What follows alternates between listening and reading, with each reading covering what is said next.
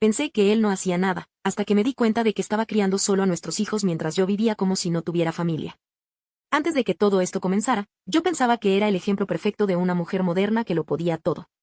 Trabajaba a tiempo completo como abogada corporativa en una firma exigente, cumplía con los plazos, asistía a reuniones importantes y aún así me convencía de que era una buena madre para mis hijos. Me repetía esa mentira cada vez que me despertaba agotada, cuando dejaba la casa sin despedirme bien de ellos, o cuando llegaba de noche solo para saludarlos en la cena. Mi esposo, Elías, por otro lado, siempre me pareció una versión apenas mejorada del típico hombre que vive pegado a la consola, escapando de sus responsabilidades en la pantalla. Él trabaja en la industria farmacéutica, y aunque no teníamos los mismos horarios, ambos teníamos jornadas exigentes. Solo que, por alguna razón, yo sentía que cargaba con más peso, o al menos eso me decía. Cuando la pandemia nos sacudió, yo empecé a trabajar desde casa. Elías seguía yendo a la oficina algunos días, porque su área lo requería, y los demás, se los arreglaba desde el computador. Aún así, yo conservé mi rutina casi intacta. Me levantaba temprano, desayunaba lo que él había preparado, me encerraba en el estudio y pasaba horas metida en llamadas o revisando documentos. El tiempo que antes usaba para trasladarme lo usaba para revisar que los niños, Renata y Simón, estuvieran en clase o comiendo algo. Notaba, sí, que Elías estaba más con ellos. Los ayudaba con sus tareas, se turnaba entre preparar el almuerzo y jugar una partida de su videojuego favorito, y seguía haciendo la cena como siempre. Él tiene 2 tareas fijas en casa, cocinar y sacar la basura. Y aún así sentía que no hacía nada. Es más, muchas noches, cuando yo intentaba acercarme a él, me decía que estaba cansado. Las pocas veces que teníamos intimidad, era porque yo lo iniciaba, y su desinterés era tan evidente que o bien terminaba haciéndolo todo yo o simplemente desistía. La verdad es que hubo momentos en los que pensé en dejarlo. Incluso me pasó por la cabeza tener una aventura. Sentía que llevaba la relación y la familia entera sobre los hombros, mientras él solo flotaba alrededor, sin implicarse del todo. Hasta que un día, todo cambió. El mes pasado, Elías dio positivo. COVID. Nada grave, pero el protocolo nos obligó a aislarlo en el sótano durante 2 semanas. Pensé que sería más trabajo para mí, así que pedí vacaciones bajo la excusa del cuidado del hogar. En realidad, necesitaba un respiro. Me imaginaba que sería agobiante tener que ocuparme de todo, pero también me pareció una buena excusa para desconectarme un poco del trabajo. Lo que no esperaba era la bofetada de realidad que me cayó encima. Apenas pasaron los primeros 3 días de manejar el desayuno, las clases virtuales de los niños, el almuerzo, la cocina, la merienda, las preguntas, las peleas, las tareas, los llantos, ya sentía que me iba a descomponer. Me costaba entender sus clases, me desesperaban sus preguntas y cada comida se volvía un pequeño infierno. Me descubrí a mí misma sirviendo cereal a mediodía por no saber qué más hacer. Yo, la mujer organizada, fuerte, profesional, hecha un desastre por 2 niños y una estufa. Y lo peor es que, desde el sótano, Elías seguía encontrando formas de estar presente. Hacía videollamadas para animarlos, inventaba juegos a través de la pantalla. Un día, vi cómo se disfrazaba con una toalla en la cabeza para interpretar a un personaje de una serie que Renata adoraba. Les daba tareas secretas que ellos anotaban en papelitos y corrían a cumplir. Mientras yo luchaba por que se sentaran a comer o apagaran el televisor, él jugaba con ellos como si todo estuviera bien. Como si ni siquiera la enfermedad pudiera alejarlo de ser su papá. Y ahí me cayó. Yo no era la madre que pensaba. No era ni siquiera la compañera que creía ser. Me di cuenta de que sabía los datos importantes de mis hijos, su tipo de sangre, sus alergias, el nombre de sus maestros, pero no sabía sus canciones favoritas. No sabía que Simón tenía miedo a los truenos, o que Renata había aprendido a usar el horno con su papá. Descubrí que mi rutina diaria era un acto egoísta cuidadosamente disfrazado de responsabilidad. Salía a correr apenas llegaba del trabajo. Me duchaba y cenaba la comida ya lista. Me sentaba a ver mis series. Y me iba a dormir. Mi único momento con ellos era durante la cena. No los acostaba. No les leía cuentos. No sabía si preferían dormir con la luz apagada o encendida. Era una visitante en mi propia casa. Mientras tanto, Elías los despertaba cada mañana. Les preparaba el desayuno. Les organizaba las loncheras y los llevaba al colegio. Los recogía. Jugaba con ellos. Inventaba mundos con legos, videojuegos, muñecos de acción, plastilina. Hasta los fines de semana, yo salía con mis amigas y él se quedaba con ellos, sonriendo, cansado, pero presente. Y aún así, yo era la que se sentía descuidada. Yo era la que se enojaba cuando él no respondía a mis insinuaciones. Yo, la que le reprochaba que no hiciera nada, mientras él sostenía con amor y paciencia la mitad de una familia que yo había dejado caer. Después de esa primera semana sola, me sentía agotada en una forma que jamás había experimentado. No era el tipo de cansancio que viene con una jornada laboral intensa. Era un agotamiento emocional, una especie de desgaste invisible que se va acumulando en las pequeñas cosas. Preparar una lonchera con lo que a cada niño le gusta, poner atención a sus preguntas sobre matemáticas, soportar los berrinches, elegir una película que los dos quieran ver, saber en qué momento decir sí y cuando uno debe ir sin explicación. Empecé a pensar en todos los momentos que había pasado juzgando a Elías. Pensaba que sus videojuegos eran una forma de evasión, que su cansancio era fingido, que su falta de iniciativa para buscarme era desinterés. Pero la verdad es que yo nunca estuve realmente ahí para ver todo lo que él hacía por Renata y Simón. No lo vi construir con ellos ciudades enteras en Minecraft. No lo vi ayudarlos con los trabajos de ciencias o creando juegos con dados y cartones. No lo vi consolarlos cuando estaban tristes o frustrados. Y ahora que lo estaba viendo, no podía dejar de sentirme fuera de lugar. Una noche, mientras los niños jugaban en la sala, me senté en silencio a observar. Elías, desde su celular, conectado por videollamada, los animaba a organizar una especie de comando espacial con cajas de cartón viejas. Yo no entendía cómo tenía tanta paciencia, cómo a un enfermo lograba poner energía en algo tan trivial. Y sin embargo, Renata se reía como hacía semanas no la oía reír, y Simón gritaba «Mamá, mira, mamá», esperando una validación que apenas podía improvisar.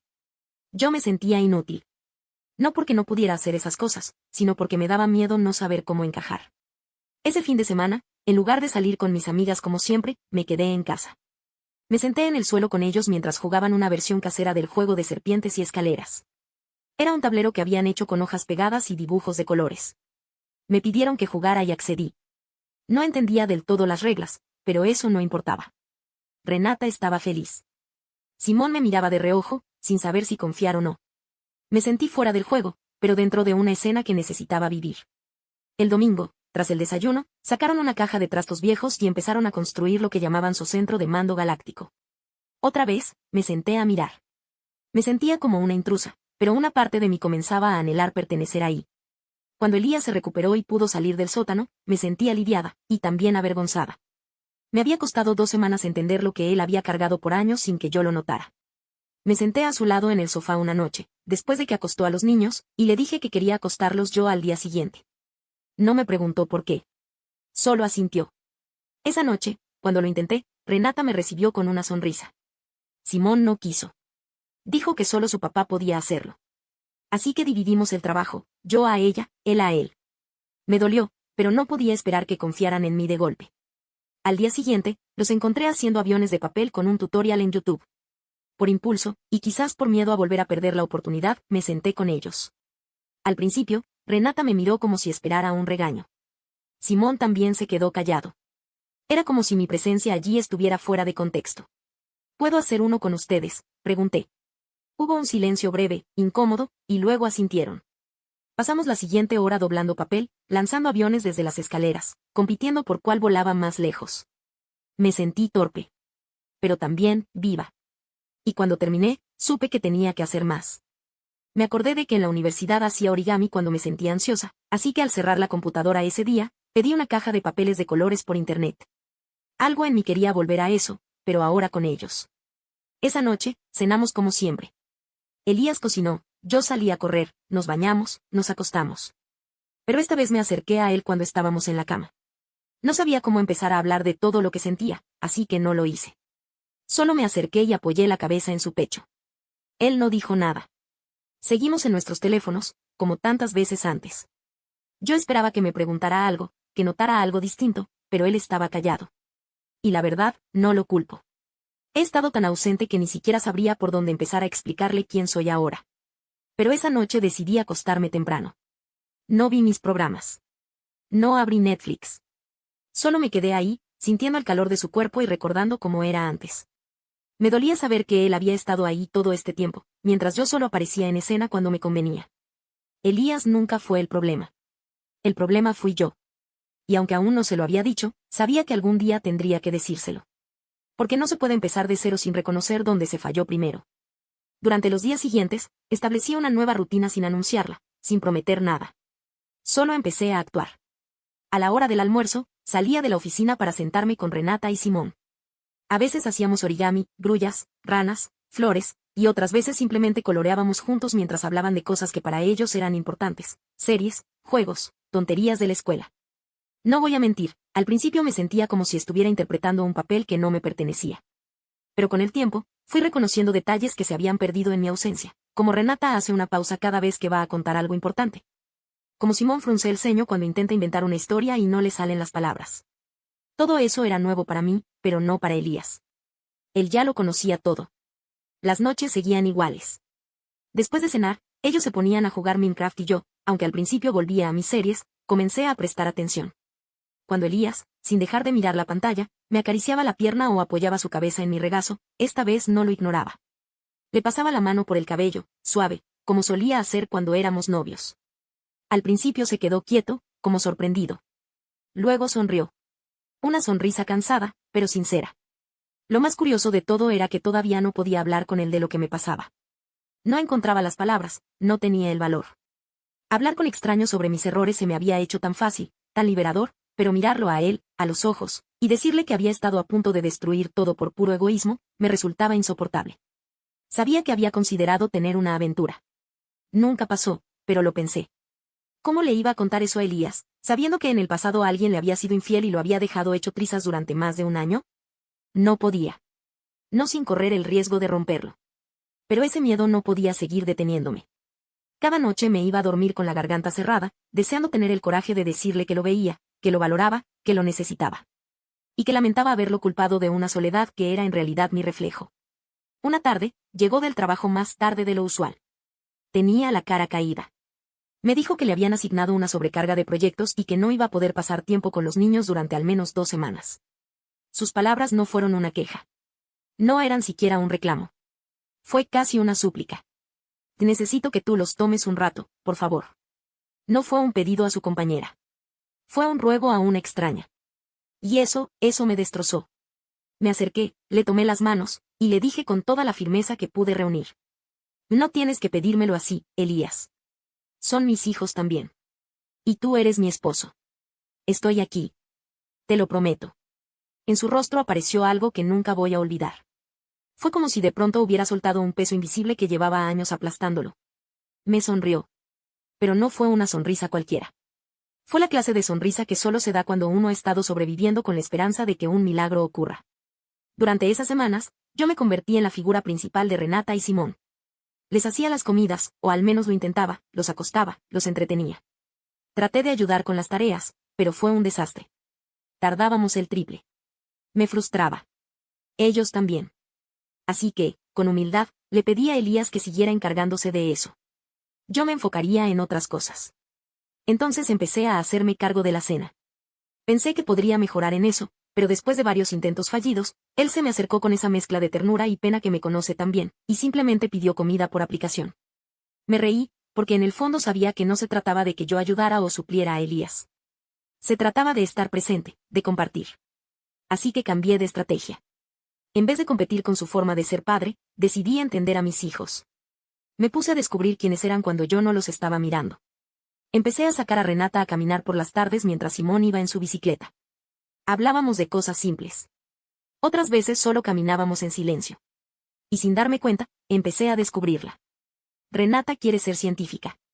Le gusta un helado que venden en una plaza escondida que solo tiene 3 sabores. Le gusta una banda coreana llamada Memamo, que nunca en mi vida había escuchado. Quiere aprender coreano. Y ahí fue cuando me confesó que Elías le enseñaba desde hacía meses porque él lo había aprendido, para poder hablar con mis padres. No supe qué decir. Ni siquiera yo, que soy hija de coreanos, me había tomado la molestia de enseñarle lo básico de nuestra lengua. Fue otro puñal en el estómago. Así que empecé a hablarle en coreano durante nuestras caminatas. Al principio se reía nerviosa, pero luego empezó a seguirme. Incluso Simón se interesó y nos pedía palabras. Las noches de tarea se volvieron una mezcla de origami, cuentos, juegos de palabras y lecciones básicas de vocabulario. Los acostaba todas las noches, uno por uno. Me quedaba hasta que se dormían. Y al final del día, cuando entraba a nuestra habitación, Elías ya me esperaba. No hablábamos mucho al principio. Pero ya no había distancia. Había algo entre nosotros que estaba despertando. A veces me contaba su día. Otras veces, simplemente compartíamos el silencio. Y una noche, por fin, volvimos a estar juntos de verdad. No solo físicamente. Fue como si todo ese espacio entre nosotros se hubiera cerrado, aunque fuera por un rato. Supe entonces que aún me amaba, aunque ya no confiara del todo. Y esa era la parte más dura, saber que lo había herido tanto que ahora caminaba sobre cristal. Pero por primera vez en años, sentía que estaba dando pasos en la dirección correcta. los fines de semana también cambiaron. Elías solía ser quien inventaba los juegos más ridículos y divertidos con los niños, desde personajes de dibujos animados hasta aventuras con sábanas, cajas y cucharas. Ellos lo adoraban. Él tenía esa facilidad para conectar con sus emociones, para crear magia con cualquier cosa. Ahora, con su carga de trabajo más alta, o eso creía yo, me pidió que lo reemplazara en algunos de esos juegos. Me sentí nerviosa, como si fuera una invitada en un club privado donde todos hablaban un idioma que yo no dominaba. Pero acepté. Al principio me sentía torpe, perdida, fuera de lugar. Intentaba improvisar personajes, crear misiones, resolver enigmas. A los niños les encantaba, aunque no era difícil notar que Renata se reía más de mis errores que con mis ideas, y que Simón me corregía las reglas a cada rato. Igual, no me rendí. Una tarde, mientras actuaba como una villana intergaláctica con acento ridículo, escuché a Elías reírse desde la cocina. No se burlaba. Era una risa cálida, contenida. Como cuando uno ve algo tierno. Eso me dio fuerzas para seguir. Y entonces llegó el día en que todo cambió otra vez. Una mañana, Renata quiso jugar Mario Kart, pero Elías dijo que tenía trabajo pendiente. Le pidió que me lo propusiera a mí. Nunca había jugado. Pero dije que sí. Después del almuerzo, apareció con una caja de cartón decorada con latas y ranuras. Nos explicó las reglas. Teníamos que conducir el carrito como si fuera real, usando los pedales de la Switch como si fueran freno y acelerador. Simón, muy serio, se encargó de supervisar que hiciéramos los movimientos bien o nos penalizaba con 3 segundos. Fue tan agotador como divertido. Al terminar, ya sudando, Renata me miró con esos ojos enormes y me preguntó si podíamos jugar así todos los fines de semana. En otro momento, quizás habría respondido con evasivas. Pero esa vez, asentí sin pensar. La verdad es que me sentí orgullosa. Como si por fin estuviera logrando entrar a ese mundo del que siempre estuve fuera. Pero también percibí algo más en su tono. Una mezcla de ilusión con temor. Como si tuviera miedo de ilusionarse conmigo. Como si pensara que podía desaparecer de nuevo. Y no la culpo. Esa noche, después de acostar a los niños, me senté al borde de la cama. Elías estaba leyendo algo en su celular, recostado en su lado de siempre. ¿Tienes un momento? Le dije. Levantó la vista, sin sorpresa. Como si ya supiera que algo venía. Quiero contarte algo, añadí. Y entonces me confesó que ya lo sabía todo. Había encontrado mi cuenta en Reddit. Había leído cada palabra, cada actualización. Se había enterado de mis confesiones, mis pensamientos, mis miedos, incluso de ese impulso fugaz y egoísta de querer ser infiel. Todo. Porque olvidé cerrar la sesión en la computadora. Me quedé helada. Él siguió hablando, tranquilo. Me dijo que había estado observando, viendo si realmente iba a cumplir lo que había escrito, o si solo era una explosión emocional que terminaría desvaneciéndose. Que no había tenido más trabajo del normal. Que fingió estar ocupado para ponerme a prueba. Que necesitaba saber si mis palabras eran verdaderas o no. Me sentí expuesta, vulnerable, pero también entendida. Y sí, avergonzada. Estoy dispuesto a seguir, me dijo. A intentarlo. Porque te amo. Pero no confío en ti como antes. Me tragó la culpa. Quise decir algo, lo que fuera, pero solo me salieron lágrimas. Estos días, contigo realmente aquí, han sido los mejores en mucho tiempo. Me sentí acompañado, de verdad. Pero no quiero volver a estar solo. No más. Y si siento que estamos retrocediendo, me voy. Fue directo. Serio. Pero no cruel. Era la declaración de alguien que ya no tenía espacio para mendigar amor. Quiero que vayamos a terapia, añadió. No solo por nosotros. Por ellos también. Asentí. Porque sabía que lo decía en serio. Y que no había más oportunidades. Esta era mi última posibilidad de enmendar todo. Esa noche, dormimos abrazados. No como una pareja reconciliada, sino como dos personas que saben que hay un camino largo por delante, pero que por fin están dispuestos a caminarlo juntas. Después de aquella noche, nada volvió a ser igual, pero no porque todo se solucionara de golpe, sino porque, por fin, ambos sabíamos en qué punto exacto nos encontrábamos. Las mentiras, el silencio, las evasiones, todo eso había quedado expuesto, y aunque dolía, también traía una claridad brutal. A partir de ahí, no podíamos fingir que no pasaba nada. Empezamos a buscar opciones de terapia de pareja. Hicimos llamadas, llenamos formularios, leímos opiniones. Nos pusimos de acuerdo en priorizar eso, incluso si teníamos que sacrificar tiempo o actividades. Pero mientras tanto, la vida seguía. Los niños seguían necesitando atención, cariño, juegos. Y yo tenía que seguir probando que no era solo un intento pasajero. Me mantuve presente. Constante. Terca, incluso, cuando no me salían bien las cosas. Si la cena se me quemaba, pedíamos algo y lo comíamos riéndonos. Si Simón me corregía de nuevo en una partida, yo lo dejaba sin discutir. Si Renata me ignoraba o prefería ir con su papá, simplemente me quedaba ahí, esperando mi momento. Una tarde, mientras hacíamos figuras de papel, Renata me abrazó sin decir nada. Fue rápido, tímido, pero suficiente para romper algo dentro de mí. Empecé a entender que no se trataba de hacerlo todo bien, sino de simplemente estar. Con Simón fue más sencillo. Él es más abierto, más físico. Me buscaba, me abrazaba, me pedía cosas. Pero aún así notaba que a veces me probaba, como si quisiera asegurarse de que no me iría otra vez. Y lo entiendo. Fui una figura borrosa durante tanto tiempo que volver a ser nítida para ellos requería más que buenas intenciones. Con Elías, los pequeños gestos fueron reconstruyendo una confianza frágil. Una noche, después de acostar a los niños, me pidió que le contara cómo había sido mi día. Me escuchó con atención. Le conté cómo Simón había aprendido a doblar una grulla, cómo Renata intentó leerme en coreano. Me reí, me emocioné. Y él sonrió. Esa noche, cuando apagamos las luces, me abrazó por detrás, como solía hacerlo años atrás, antes de que la distancia creciera entre nosotros como una grieta. Volvimos a ser íntimos, con torpeza al principio, como si estuviéramos redescubriéndonos. Pero había amor ahí. Cansado, herido, pero vivo. Un sábado, mientras jugábamos un juego de roles absurdo con los niños, Elías dejó que yo liderara la historia. Me miró desde el sillón, sin intervenir. Fue un gesto sutil, pero lo entendí, me estaba cediendo un espacio que siempre había sido suyo. Y yo, aunque no lo hice tan bien como él, lo acepté con gratitud. Los niños no notaron la diferencia. Para ellos, yo ya formaba parte del juego. Pero para mí, fue monumental. Días después, mientras almorzábamos los cuatro, Renata me preguntó qué más podía enseñarle en coreano. Y entonces supe que algo había cambiado de verdad. Pero no todo fue perfecto. Hubo días en los que me sentía agotada. Días en los que pensaba que sería más fácil volver a mis rutinas viejas. Días en los que Elías me miraba con una mezcla de amor y recelo, como si esperara que fallara. Pero cada uno de esos días, respiraba hondo y me repetía, no te vayas.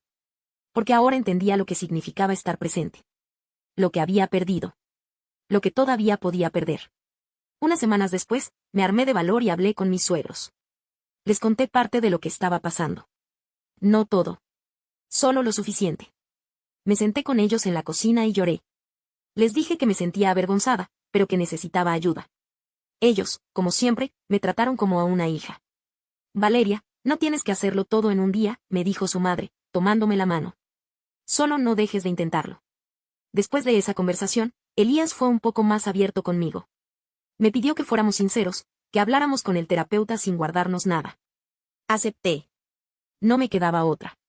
No si quería reconstruir lo que había destruido sin darme cuenta. La última sesión fue especialmente difícil.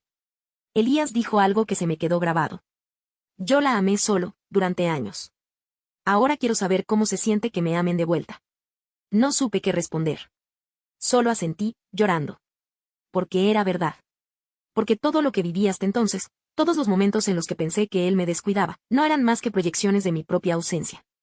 Esa noche, cuando los niños estaban dormidos y la casa en silencio, me senté a su lado en la cama. No hablamos.